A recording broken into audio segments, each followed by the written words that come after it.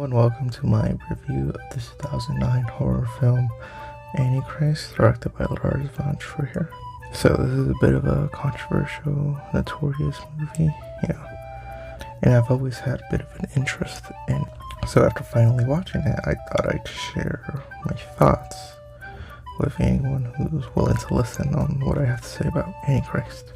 Right off the bat, I just want to say that I was not the biggest fan of it, or I think I went in with too high expectations, even though I think the general, opinion is that it's a bit mixed.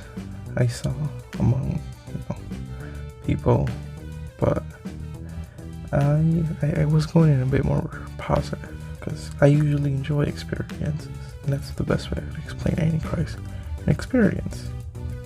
So I guess I might as well just explain the plot. Spoilers, going over the whole thing. It starts off with a prologue. Well, in total there's 4 chapters, or 3, and the prologue and epilogue. And the opening, it's black and white, just oof. It's definitely my favorite part. I've seen this multiple times already, just on its own. And yeah, I'll get into why later. There's a couple little secrets. Funeral scene, I actually did not know the background. Some like extras, but you can't see their face, which is interesting. After those two, the opening and pretty brief funeral scene, it's, I think, when the movie starts to kind of lose it for me. So it's kind of boring therapy scene, which I guess I should establish real quick. None of the characters have names, so I'll just call them by the actors. Charlotte Gainsbourg and Willem Dafoe. Well, the funeral is for the death of their son, and Charlotte Gainsbourg, I guess, gets hospitalized, and Willem Dafoe is there. And I guess he's like, hey, I'll treat you. And yeah, this one, I don't know. There's a couple interesting imagery, but overall, I just was not invested at all to anything that was going on. Things start to pick up when they go off into the woods.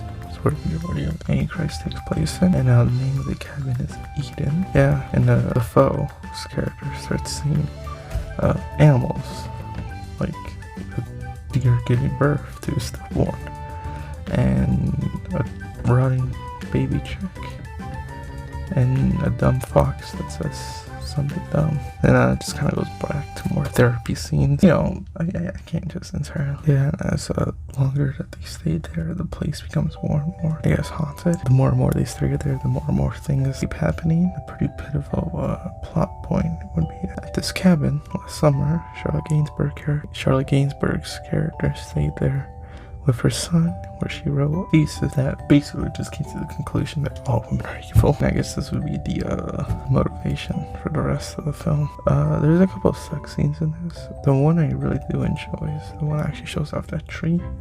It's cool imagery. We see another scene like that later. Yeah, I don't know if I missed anything, but just out of nowhere, just gender mutilation. And it basically turns into like a big chase scene between Willem Dafoe and Charlotte Gainsbourg. And so at the end, when the foe kills her, he burns her, and it cuts back to black and white. We see, like, I guess, visions of different women that were just there walking. Didn't really understand it. And at the end, it makes, it's dedicated to someone named Andrei Tarkovsky, which I did look him up. Apparently he's also an acclaimed Russian director. I've never seen anything from him, but I plan not to. So I kind of hinted at what my biggest issue with Antichrist so far, and that's that I just found it boring. I think it's this film that I would like to just rather read on.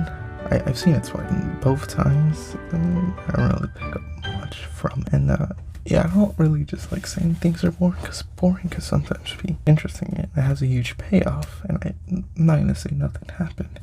There was a payoff. I just found it kind of funny. The only other film I've seen from this guy, Lars von Trier, is Dancer in the Dark. I'd say that's longer than Antichrist, and that has it's more of a drama too. I guess this is, but the payoff there is just, it stuck with me. Have you noticed? For D, I'll probably talk about Antichrist. No, Dancer in the Dark. I do enjoy, I guess, the atmosphere. The woods, the random music cues here and there. I do like how it's shot. I played some clips earlier. I thought are the best looking ones. But really, the opening and the ending, the opening and ending black and white scenes look the best, and the animals, I guess, look okay. I'm pretty sure they're CG. It'd be amazing to get a fox to say chaos reigns, which is also a very funny point in Antichrist. So the deer and the fox are like supposed to represent grief, suffering. Eh? I only picked that up when watching the opening scene, which is probably my, you haven't guessed, my favorite, but there's a couple of little interesting things there. Like, you see this little, like, I don't know what you call it, but it's kind of like wooden board toy with pegs or something, and the three babies show up. Then you see a baby monitor, and the baby monitor is like kind of off, they're disconnected or something. From there we see the baby's shoes, which is like the left is on the right and the right is on the left, and we see like three little statues that say grief, suffering, and pain. That's the only scene where I was really able to like sit down, rewatch, and be like, oh, I'm noticing things. I'm not gonna throw around the P word for this film. I was gonna say I didn't get much out of. Maybe I could read it more into it. For the experience, I think that's worth it. Even though this is my first new review in this new series I'm doing, he really showed that I'm not just movies. I'm like, okay, this is something you gotta see. Very neutral.